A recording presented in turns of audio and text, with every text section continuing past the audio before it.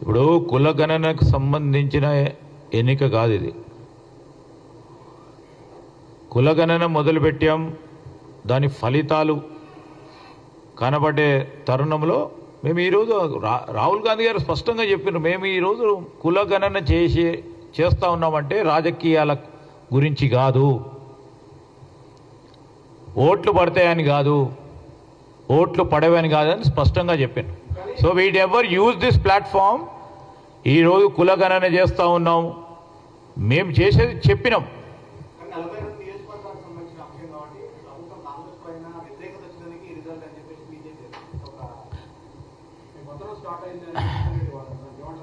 ఇప్పుడు మేము ఒకటే మాట చెప్తున్నాం, పతనమో రేపొద్దున రెండో మారు కాంగ్రెస్ పార్టీ అధికారంలోకి రావటానికో ఇదొక ఎన్నిక.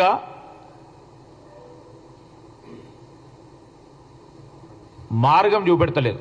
మేమే చెప్తా ఉన్నాం, మేము ఎన్నికలు పోతున్నప్పుడు బీజేపీ నిలబడ్డది, కేంద్రంలో బీజేపీ ఉండే, గెలిచిందా? ఈడ తెలంగాణలో పతనం వాళ్ళది. బీజేపీ బీఆర్ఎస్ కలవటం అనేదే పతనానికి మొదటి అడుగు వారి పార్టీకి. ఎన్ని రోజులు ఈ భ్రమ పెట్టి మేము వేరే మీరు వేరే అని ఆఖరికి ఎన్నికలకు వచ్చే వరకు ఆ ఎన్నికల తేదీ నాడు ఇద్దరు కలుసుకొని చేసే ప్రయత్నం స్పష్టంగా మేము ప్రజలకు చెప్పాల్సిన అవసరం ఉందని చెప్తా ఉన్నాం.